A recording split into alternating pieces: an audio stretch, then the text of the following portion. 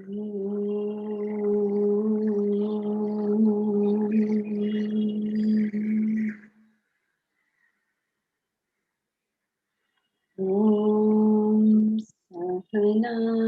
Bhavatu Sahana Bhunaktu Saha Viryam Karavavahai Tejasvinavadhitamastu ma vidvishavahai.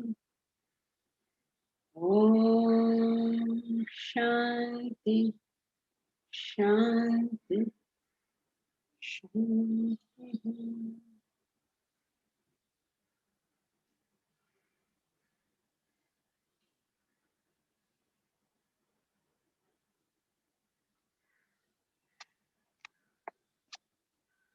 I think you'll have all done the summary. You have all met and you've done the flow of thought and summary for the last topic. Is that correct? You'll have all done that? And I hope you're on top of how the subtopic sort of flowed, because only when we know the flow of thought will we know what the author is trying to say. Otherwise, we just carry on about what we are thinking in our mind, and the author is saying what he wants to say. So only by following a flow of thought can we know what exactly was he trying to communicate with us. So I think we are then on top of this, so we can do consummation of life. So shall we start reading? Who will read?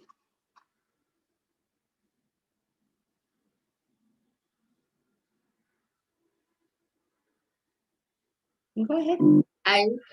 Mr. Srinivasan is reading. After the second one, you read, Shilpa. Some consummation of life. The self is one in all living beings. There is no difference between a saint and a sinner as far as the self is concerned. The self in the saint is the self in the sinner. Yet their personalities are of opposite natures. In fact, humanity comprises a variety of countless personalities. No two persons are the same. The heterogeneity is brought about by the differences in their material equipment. Their bodies, minds, and intellects differ. The one self in different equipments manifests as different beings. Just as electricity being one expresses differently in the variety of electrical gadgets, even of opposite nature, like heat in a heater, cold in a cooler. The author says that all the human beings or beings have one self. That means the self is the one for all of them. Only the material equipment, the body, mind, intellect, have acquired the personality because of certain reasons. That heterogeneity is brought about by the material equipment. He gives a beautiful example of the electricity, which is equated to the self, is being one. But it expresses in a variety of gadgets as heater, cooler. Your voice was not entirely clear, so I'm going to summarize again. I think you said the right thing. We are all inherently the same. We are all the self. We appear different because of the differences in our body, mind, intellect. I think you said this. And then they gave the example of electricity. All electricity in all the gadgets is the same. Then why does one gadget give light and one gadget wash clothes and one gadget give cool air? Because the equipments are different. Okay, so all of us are the same one self. The sinner, the saint, the corrupt man, the honest man, the man and the woman, the child and the adult, all of us are the same. The only difference is in these equipments. Okay. This is clear, right? No problem up to this point. All he's told us in this paragraph is that there is one self in every living being. The difference in the tiger and you is not the self. The self is the same in tiger and you. Now, what is the difference? The tiger has a different body, mind, intellect. You have a different body, mind, intellect. That's the only difference. Otherwise, self is the same. Okay, so now Shilpa, say next paragraph. Your focus of attention is ever upon your body, mind, and intellect, your perception and action, emotion and thoughts. Thereby, you experience heterogeneity, diversity in the world that causes friction, frustration. People become adversaries to combat with. Your mind remains agitated. You find harmony, therefore, you shift your focus of attention to the self, the spiritual core of beings. You will recognize a homogeneity everywhere. Your mind turns peaceful and happy. So, our attention is on body, mind, and intellect, which causes agitation. If we shift our focus of attention on the self, then our mind will be happy and peaceful. Yes, correct. So every one of us is self and the matter, the body, mind, intellect. When you focus on the self, you find peace and harmony. When you focus on the body, mind, intellect, you find heterogeneity and therefore friction. You find some alag hai, right?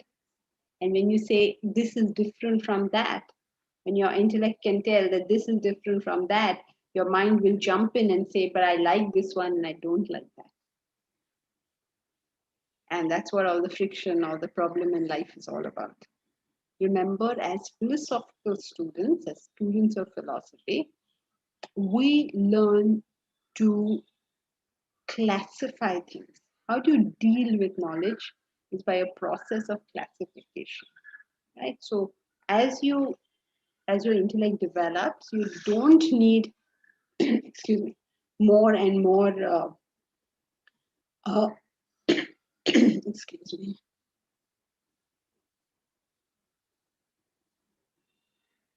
You learn to see things more in terms of the broad principle than of particular things, right? So you can say that there is a mango, there is an apple, there is a pear, there is a pomegranate, there are grapes. But as you get to grow up, you don't say all this. You can say one word for all of this. Fruit. And that word is Fruit. fruit, right? So you can say that this person is short, or this person is tall, or this person is fair, or this person is dark, or this person is fat, or this person is thin. Or you can use one word for all these various attributes, and that word would be Humans? no, all these attributes. Self? No, this person is fat. Body. Body. Characteristics. You use the body, right? So now when we say body, we understand immediately, right? We're talking about all these variations that can possibly take place in the body. So as your intellect develops, you don't need to go to each and every one. In fact, in philosophy, when they use the word enjoyment, whenever the word enjoyment is used, it includes Opposite. sorrow too. So you enjoy the world is equivalent to you are unhappy with the world. So as you grow, that's as your intellect grows, you learn to classify things together so that all the various things you don't have to say. You understand one thing. And actually, philosophical education has to bring us to that point where we don't need to go to each individual example. We've understood the principle and therefore we understand it all. So a developed intellect does that. That's where we have to get. Happily, one day, we won't have to keep on giving examples. But the less developed the intellect is, the more we have to develop that, more examples, you can't say fruits. You can't say fruits are good for you. You have to say apple is good for you, mango is good for you, grapes are good for you. pomegranate is good for you. All that I hear to say. But as an adult, you understand fruits are good for you. That's it, simple. So similarly, now if you understand what is happening in the whole world is classified into actions, emotions, and thoughts. I hope the first point was clear, how we classify everything. We put various categories into one thing, so it's easier for us to intellectually deal with it. So we've classified every single difference of the body under body, every single difference of the mind under mind, and every single difference of the intellect under intellect. Now let's talk about the body, mind, intellect. Now this has all got a lot of differences, isn't it? Now I can expand. I'm showing you how this is done so that hopefully you get the point and don't get carried away with examples. So now you can say, you can look at somebody and say, oh, this person is so slim, svelte.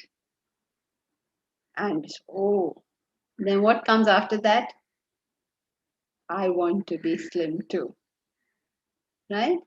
So the more you see somebody who's very plump, and you say, oh, this person is very plump. And then comes something in your head. You say, oh my God, this person must be lazy, for instance, or this person may be very rich. Whatever, each person has their own theory of what they come to, what conclusions they come to based on what they have seen. But what we must understand is there is heterogeneity of bodies. There are very, very thin people, very, very fat people, very, very short people, very, very tall people. There's a wide heterogeneity. Now, in this heterogeneity, in this difference, okay, there's a tiger's body, there's a deer's body. Wide difference. We start eventually saying, I like this one and not that. And the consequence of it is we become miserable. Why do we become miserable? Because we're functioning on likes and dislikes. Yes, that's what we're doing. I'm asking you, why are we becoming miserable? That causes agitation. Because we are seeing the differences, the heterogeneity and not the self. No. Yes, eventually we'll reach that point, but we haven't reached there yet. Because we focus on the body, mind, intellect. Yeah, you all are not following the flow of thought. Now we are only on body at the moment. We are not going to mind and intellect. You say there is, follow the line of thought. No, point number one. There is self, there is body, mind, Expectation. intellect. Sorry? Expectations. No, we first follow. I'm repeating the body, mind, intellect. I'm repeating the flow of thoughts so that you'll understand where it is. You have to be concentrating in this class. It's a philosophy classroom. It's not a motivational talk. You'll all feel very nice and then we'll go home. Please learn to concentrate, learn to listen, learn to follow the line of thought. ये सब करना पड़ता है भैया. Philosophy ऐसी नहीं होती कि आओ बैठो कोई स्टोरी सुनो और घर जाओ. This is not that class. So let's start from the beginning. There is the self, which is the same. There is body, mind, intellect, which is all different, right? Since there is so much difference, when we see so much difference in the body, what happens? We jump into that thing and we say, I like this one, I don't like that one.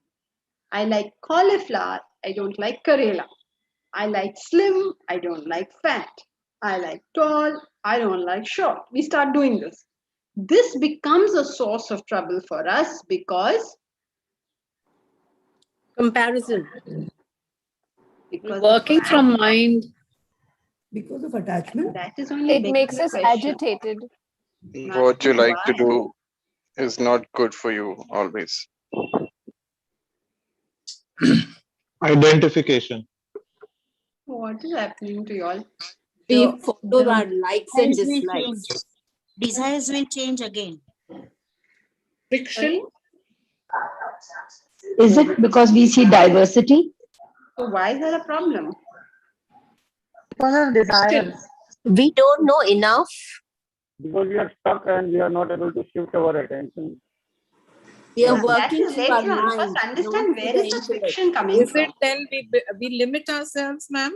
because of likes and dislikes, then we are narrowing up, are limiting ourselves from. Okay, true, but what does that mean? When we say the word body, okay, there is a wide heterogeneity. Got it? This much is clear. Every body is very different, right?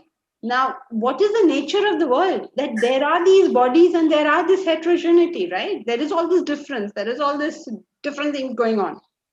Then we jump in and we say, I like this one, I don't like that one. But the nature of the world is all this diversity is there. So the moment you say, I like this one, I don't like that one, you subject yourself to the potential of sorrow because the other one is already there. You may say whatever you want, but the other one is there, no? So it's a changing world. Sorry? It's a changing world. And you get yourself attached to a world that is always changing. And Don't you all, you're not, nobody's listening, is it? Start again. Shift of focus. What are you all? Where are you all? You're certainly not on the same page. There is diversity in the bodies. Is that point clear? There is diversity in the bodies. Correct? Okay, now stop answering all of y'all and just pay attention to what is being said. There is diversity in the bodies. The moment you say body, you understand there is huge diversity in it. Correct? No problem up to this point. So if I were to say that I like this particular one and I don't like that, then immediately there is friction because I want the one which I like and I don't want the one which I don't like. Just explaining that line. What is that line itself? If you see if you keep on with the heterogeneity of life, there will be friction. Just explaining that line. Why will there be friction if you see the heterogeneity of life?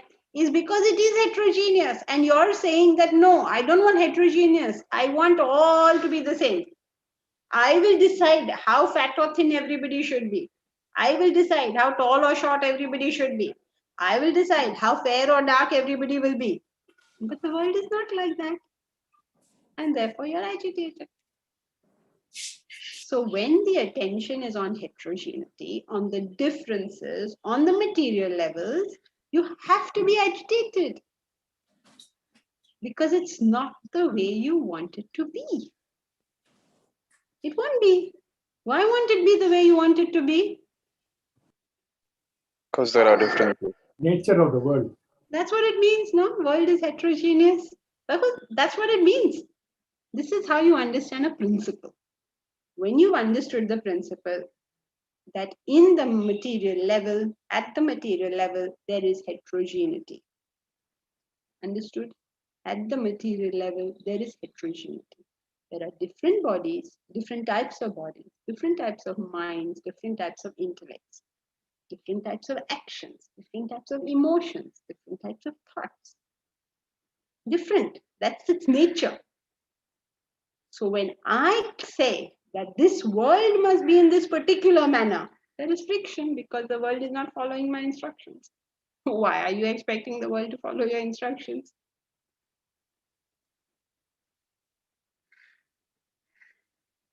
Yes, we don't accept some and we accept some. We want some of it and we don't want some of it. Correct. And then when it's not the way we want it to be, then how can you not be? Body means heterogeneity. Get that. What does that mean? That means sometimes this body may be healthy and sometimes this body may be sick. When it's healthy, I like it. When it's ill, I don't like it. And that's the friction of my life. There's no friction other than this. I want things to not be what they are. How is that possible? Is that clear to everybody? At least in the beginning, I don't think it was clear to anyone. Is it clear now? Very clear, Janki. Yes. Okay. Yes, So yes. if it's very clear, then can anyone repeat the point? Come on.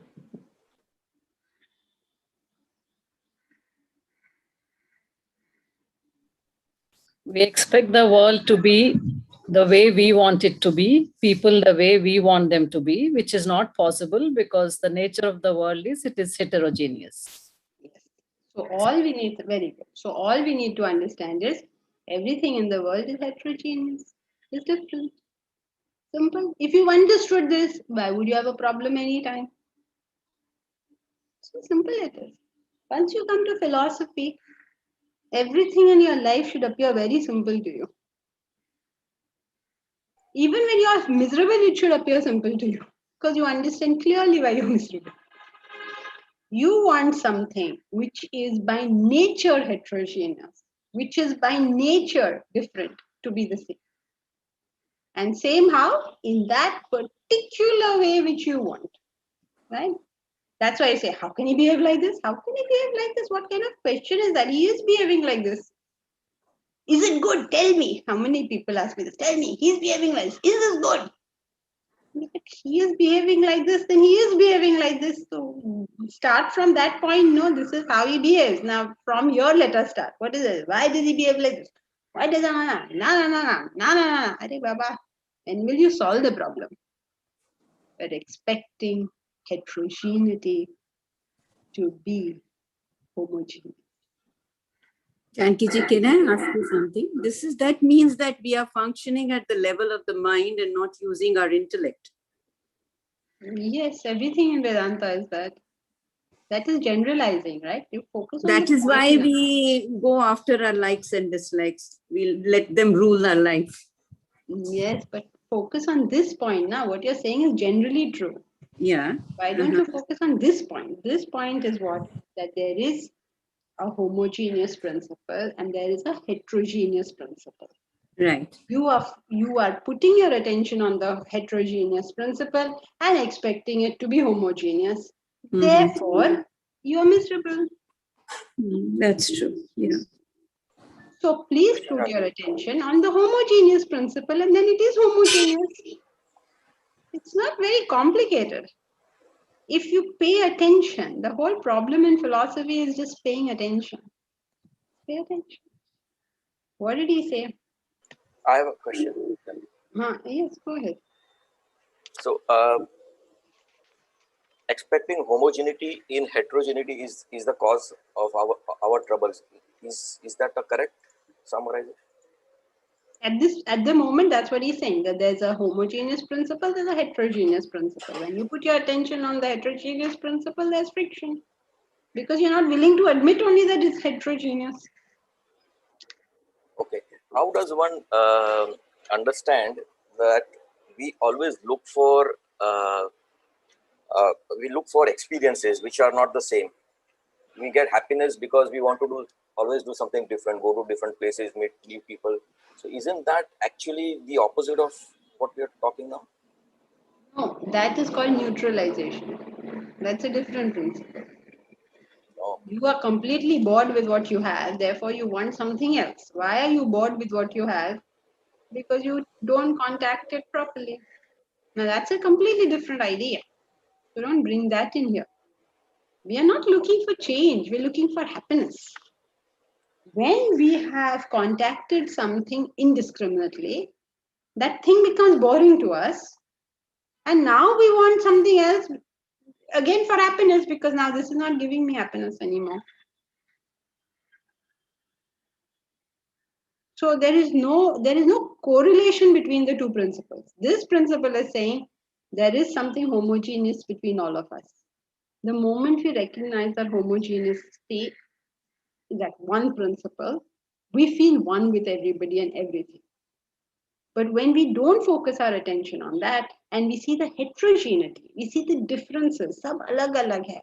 So sab alag alag hai, that means I get a choice, no, now, ki mujhe ye pasand hai ki wo pasand hai. Then I will say, mujhe ye wala pasand hai. Mujhe cauliflower nahi, mujhe karela pasand hai. Bad example. Mujhe karela nahi, cauliflower pasand hai. That's what we start. And then when you start doing it, then some days you get cauliflower, some days you get karela. The day you get cauliflower, you're dancing. The day you get karela, you are miserable. Because we have no understanding of heterogeneity. the nature of the material equipments is heterogeneous. You will be different from me. Mr. Srinivasan is different from Anita, is different from Manoj, is different from Shilpa, is different from Aditi. Each one will be different. You see that? They're different. No, but I'll say, I like this one and I don't like that one. But why does that one interfere so much? But why? We grow up. That's the way it is. That's just the way it is. Can we have a non-binding like? Yes, of course you can have a non-binding like. You can say, I much prefer it when she goes fast in class, but kuch nahi kar sakte, so therefore I have to put up with it.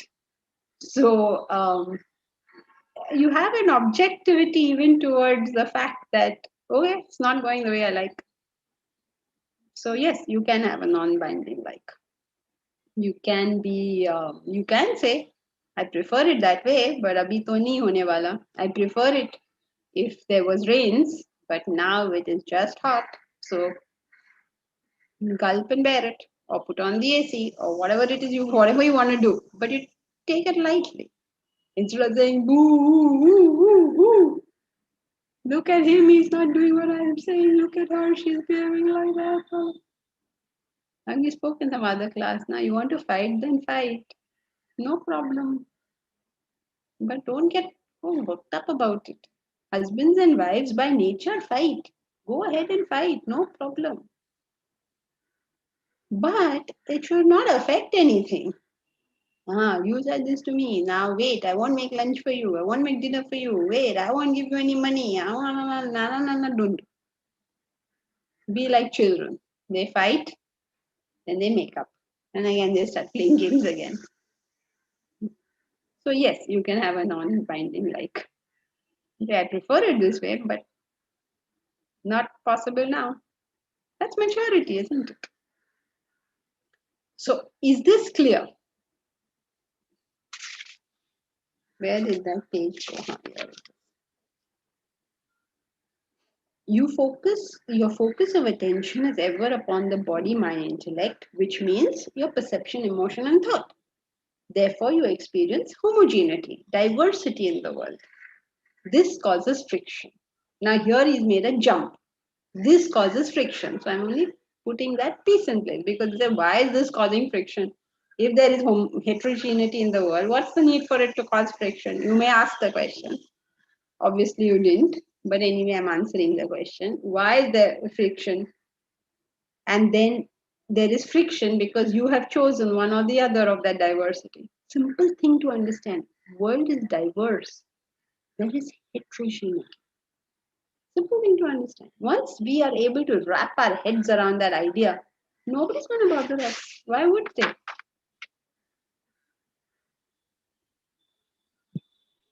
Some people will be like this and some people will be like that. The same person at different times will behave in different ways. Body, mind, intellect is diverse. Anything is possible. You can have a gem of a person. You can have, I don't know what, some great specimens of humanity. You can have the most horrendous kind of people. Some people have given up their lives to save others. Some people have killed others for nothing at all. Diversity. Thank you, Ji. Yeah, Sorry, one question. So how is identifying with the intellect causing friction? Causing maximum friction. My view versus your view. Maximum friction. Because it's always I am right and you are wrong. Isn't the intellect supposed to take into account that there would be differences? So how would that cause friction? When you are identifying with your intellect, that is a state of being of ego. Okay, you can identify with your body and you become a physical person, and you will get affected by everything which is physical. When you identify with the mind, you become an emotional person and you get affected by everything emotional. He likes me, doesn't like me, she called me, she didn't call me, he misses me, he doesn't miss me. उनको तो कुछ पड़ी ही नहीं है. Get influenced by everything at the emotional level. When you function at the intellectual level, you get influenced by everything to do with the intellect. This person is a fool, this person is intelligent, this person talks sense, doesn't talk sense. It's the same thing. There's no difference. So what is objectivity then? Objectivity is the capacity of using a tool in a particular manner. So that's not what you do when you identify with the intellect. When you identify with the intellect, you will fall into the same problems, maybe little subtler problems, than as people who identify with the body or mind. Now, as it so happens, we can use the intellect to pull ourselves out of this madness. We can also use the mind to pull ourselves out of this madness, and we can also use our body to pull ourselves out of this madness. That is completely different from the identification with the madness. Okay, got it. Thank you. Chandraji, I have a question. Wait, is Bharat's thing clear to everybody? When you Can I ask you something? On this point? Related, yeah. Now, to understand all that, we need knowledge. Simply intellect is not going to help us. No, the intellect will take the knowledge, right?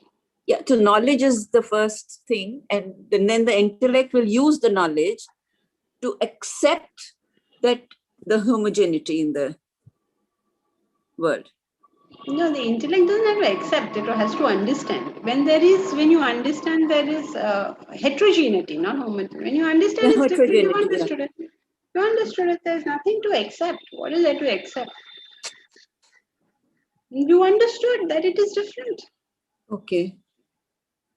So the knowledge helps us. When you say the knowledge, you are speaking about Vedanta, right? Yeah. Thank you. So I hope Bharat's question is clear. Please distinguish between identifying with the body, mind, and intellect and having a higher perception in life.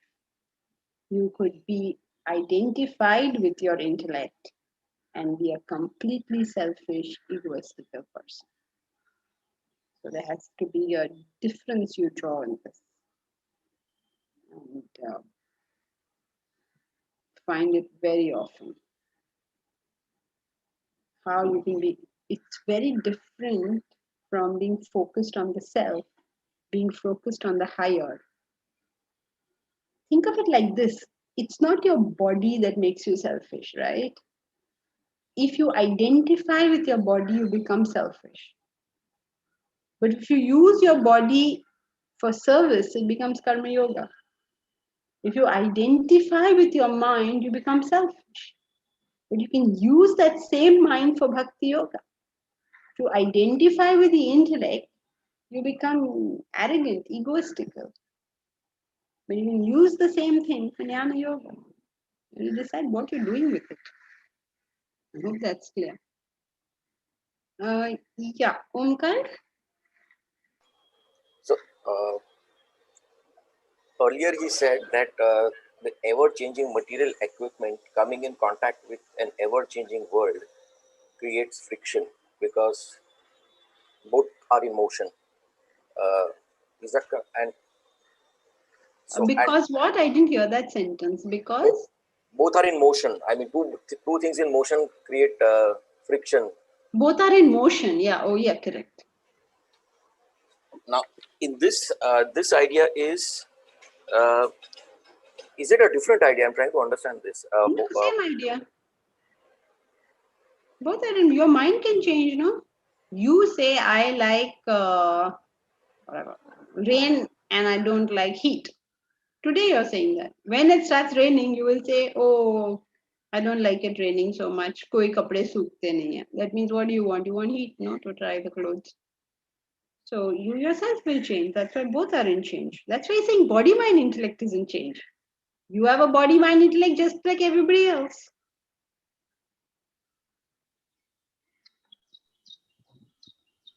Related to what Omkar is asking, I think.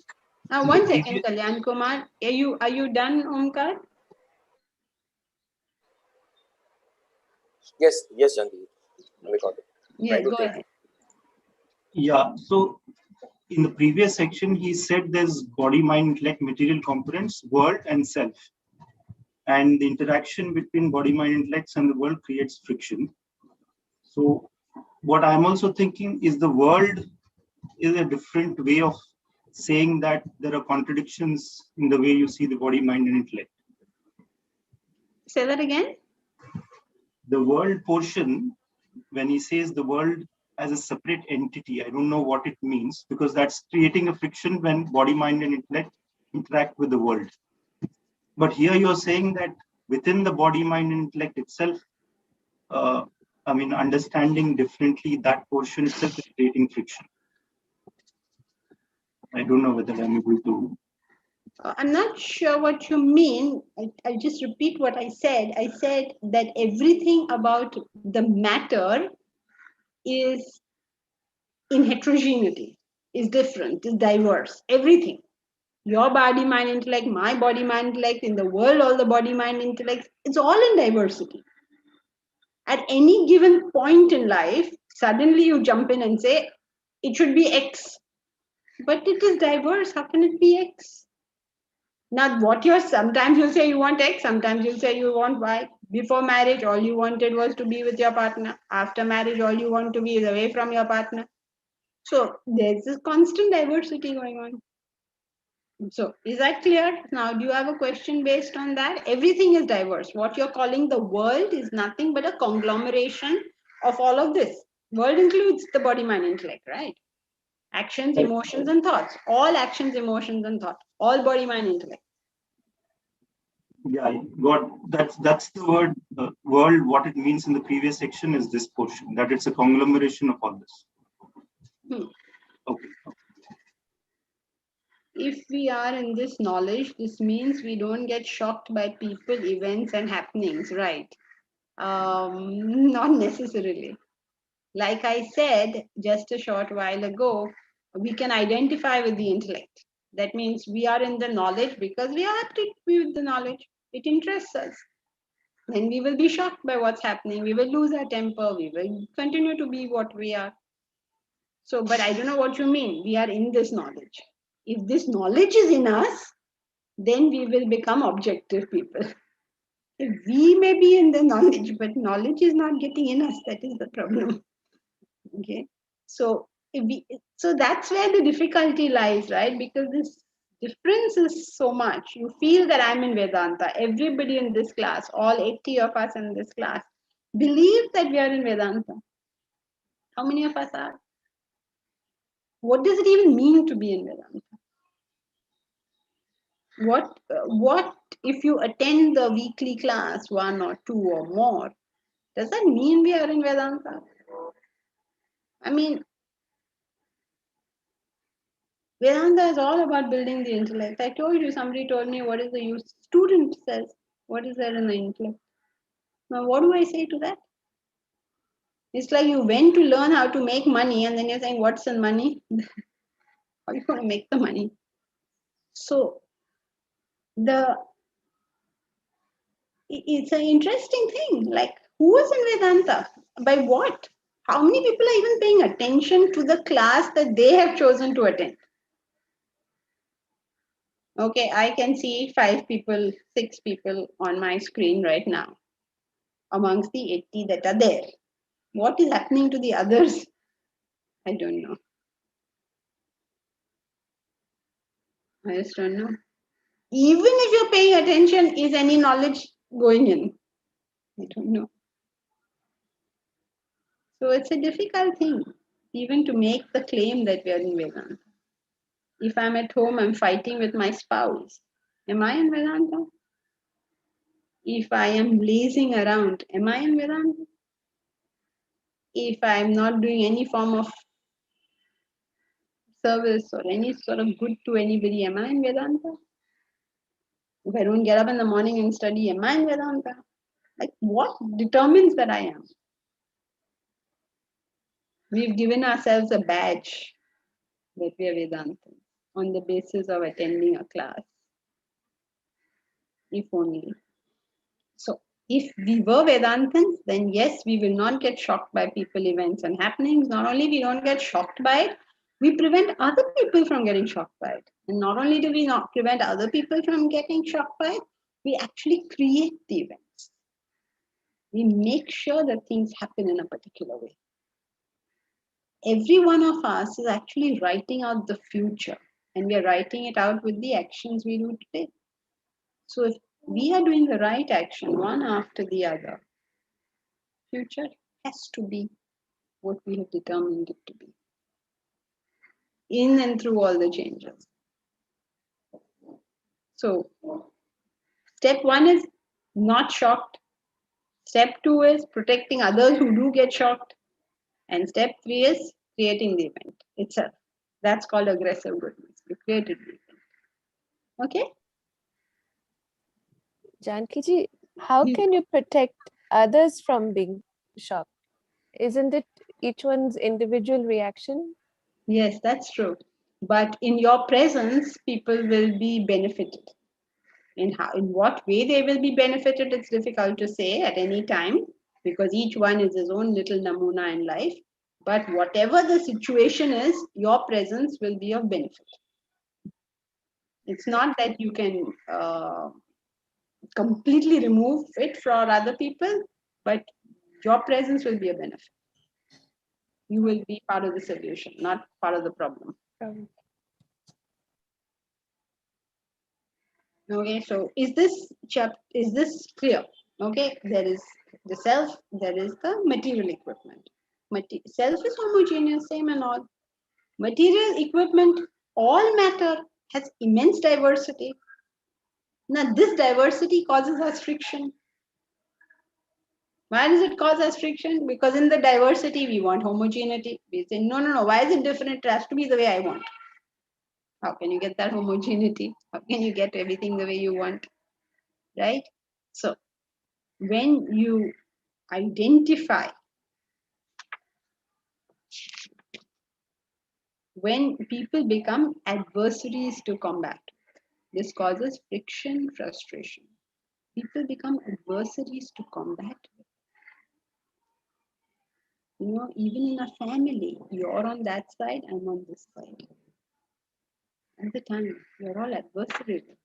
Even in a political party, between countries, between neighbors, there is no sense of we are in this together. Even between us and animals, all adversarial. Why? Because we can't appreciate the diversity. So we stay agitated. What's the way out? Shift your focus of attention to the self. You will see homogeneity and you will be peaceful. Now the problem is we can't shift our attention to the self. So in this book, whenever you see the word self, and if you find it difficult to identify with that, you replace it with Goal. Any higher idea. Okay? All right. Who is going to give us in the next paragraph a beautiful example of this idea which he has told us? So who will read this paragraph? Janki-ji, I'll read. Please do. In the past, palaces in India had rooms with mirrors all over in their inner walls. The decorated king was wont to look at himself before his appearance in public. He would view his reflections to ensure that his decoration was proper. Once the palace dog entered the mirror room, it saw so many dogs all around. Bewildered and terrified, it barked at them, scampered about, pounced on them. So did those dogs. Thus, jumping, barking, and biting, the poor animal collapsed on the floor. This has been the sad plight of human beings. In your ignorance, you see the beings of the world as different, opposed to you. You develop animosity, bitterness, hatred towards the world, and suffer mental strain and stress. You must therefore learn to recognize your own self reflected everywhere. As the king saw himself in his reflections, the self that enlivens your material equipments is the same that enlivens all other beings. Thus, do you develop an attitude of friendship, harmony, and love towards the world at large? A feeling of oneness with all beings. So, with the help of an example, it says that we are ignorant of the fact that we are one, that is essentially we are all one, and it is the oneness that should reflect in others which we ignore, and that makes us miserable. And that makes us Miserable because when we don't see the oneness. Yes. Okay. And when we see that oneness, there's Then only harmony. Yes, correct. Yes. So the dog saw so many different dogs. There was friction. The king saw only one king. There was appreciation. So if you can see the self in everyone, you can see that we're all the same one self. There's no problem. However, we can't see that. That's where the problem is. So we must try and understand this from our own level. How will you understand it from our own level? Can we put ourselves in the other person's position and see how they are feeling? Instead of constantly asserting how I am feeling. You and I are same, right? If your finger is cut, it will bleed. If my finger is cut, it will bleed. If you feel that you are not loved by somebody, it will hurt you, isn't it? So what am I doing about it? I'm very concerned about people not loving me. But am I equally concerned about me giving people an impression that they are not loved? How much I want everyone to appreciate me. When I enter a room, I want people to notice me. I want people to say how good you look or whatever. Oh, you lost weight. You're looking so young. Whatever you expect people to say. Do we do that for others? Whatever it is I'm expecting others to do for me, am I doing that for others? I expect my spouse to understand me. How am I struggling to understand that person? So, even if we cannot understand that we are all the self, at least we can all understand that we are all humans, and all us humans have the same basic needs and urges.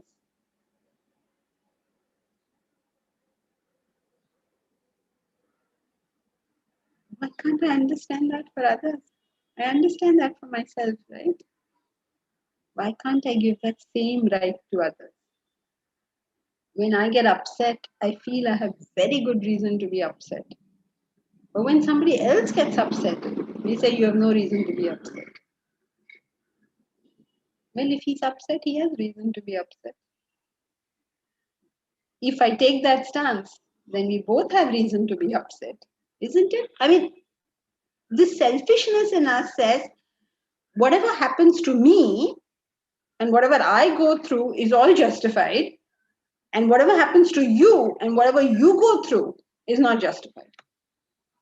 Isn't that a little mean on our part? And that is why marital harmony is very important if you're on the spiritual path. The people who you live with, are you causing them pain or are you causing them delight?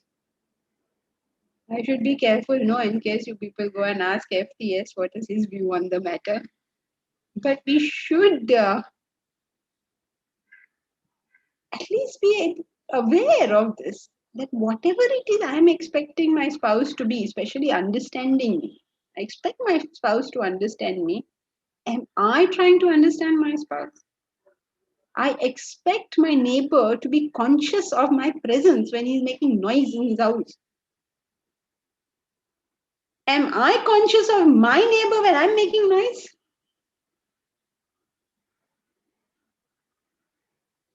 In each thing in life, if I can see things from another person's point of view, it means I see unity, I see oneness. Each thing and everything.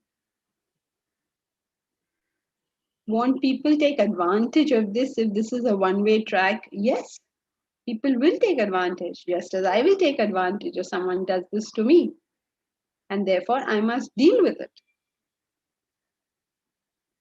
You know this, we are doing these oxygen concentrators, no?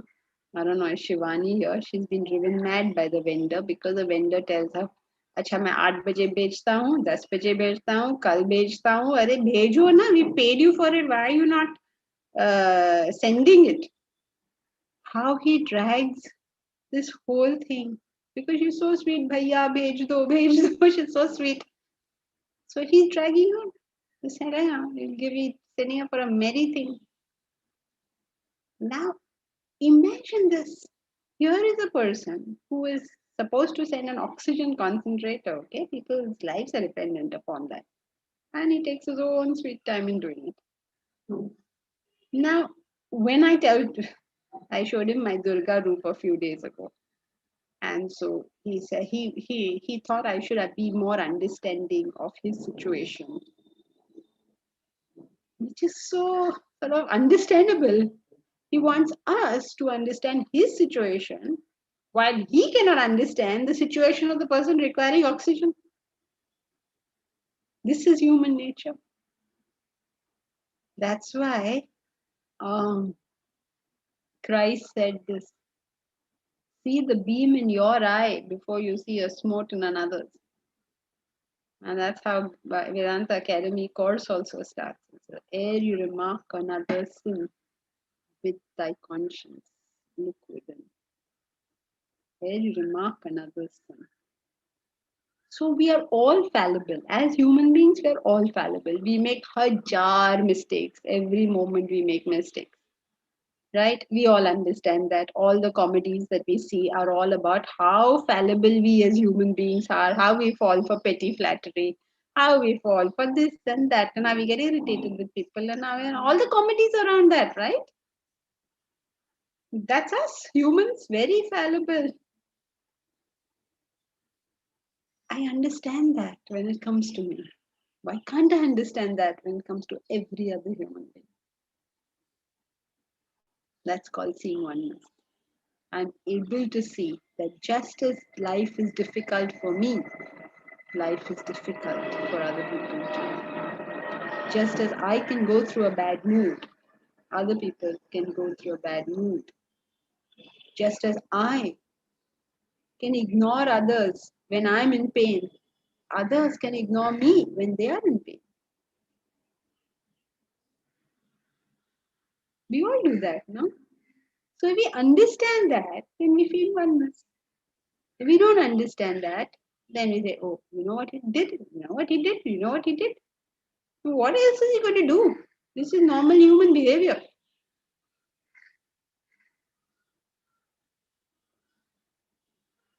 Okay, clear?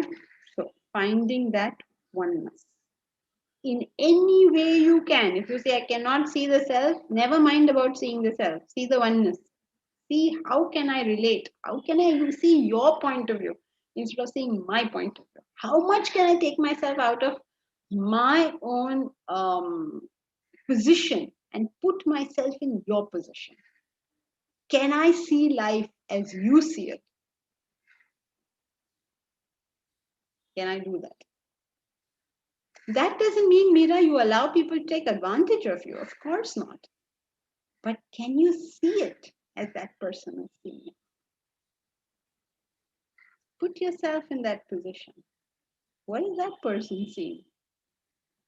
Can you see it?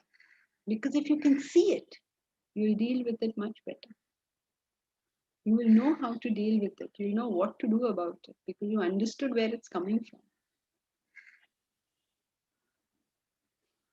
Okay, so who will read the next paragraph? This is clear, hopefully. Next para.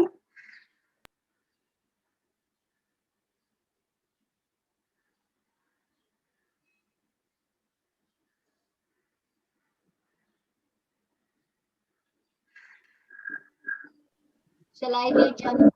Please do. Thank you. The sun above is all light, but on earth people experience day and night. Likewise, the Atman, the Supreme Self, is all blissful. Yet you go through the cycle of joy and sorrow. The source of these diverse experiences is your inner self.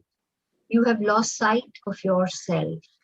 Your attention and interest is upon the world. You experience the day of pleasure and the night of pain. You must regain your identity with the self, your unity with God, the supreme reality.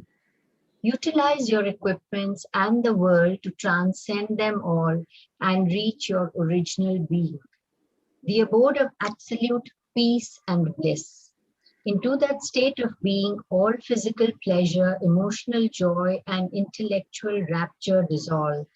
That is the culmination of human life. So eternal bliss is in the Atman when we identify with the higher self within us. And that is what we need to regain. And we need to use our equipments, the body, mind, and the intellect to transcend everything and to reach the state of the self. Correct. What was the first point though? The sun above is all light. But people on earth experience day and night. So the illuminating principle behind everything is the self, which is the sun. But we are experiencing the opposites because we are in the terrestrial world. And again, similarly, not because we are in the terrestrial world, because we identify with it. Yes. So and also, the point is clear that there is a sun above, okay? And when there is a sun above, even though there is a sun above, always above, there is day and night. So similarly, there's always the self. The self within us enables us to feel joy, and the self within us enables us to feel sorrow. So either you can feel the joy and sorrow and be in that world, in that samsara all the time, or you identify with the sun. You identify with that which enables you. When I hear a sound, okay, it could be somebody criticizing me, or it could be somebody praising me. I'm hearing this sound. There is one homogeneous principle on this, and there's a diverse principle. The diverse principle tells me whether it is praise or criticism. But if my focus is on the homogeneity, then I understand that no matter what sound I hear, what enables me to feel the sound is the same. I see good sights and I see bad sights. I feel good emotions and I feel negative emotions. But whatever they are, what enables me to feel the emotion, to see the perception, to think the thought, is that same eternal thing, same eternal thought. And when I can move my focus away from the diversity, more and more towards the one unifying factor, I find the peace. So basically, he told you with the example of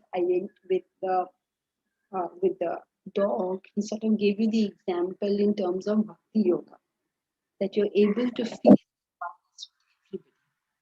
And now with the sun example, it gives the same idea with reference to jnana yoga, that you can question your perceptions, emotion, question the diversity of your perception, emotion, and thought, and see that one enabling principle. Whether you use this one or that one, you're going to reach the same sort of conclusion. So people say, oh, this is bhakti and this is jnana. There's no such thing. Same thing really.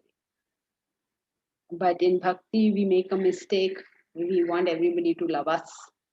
In Jnana, we make a mistake. We want everybody to agree with us. So we make stupid mistakes. We identify with the mind. We identify with the intellect. Instead of using these equipments to reach that ultimate abode. So that's it for today. We'll continue next time. Hari Om Hari Janki. Om, Janki ji, thank Hari you. Om, Hari Janki Om, ji. Janki ji. Thank you Thank very you. much.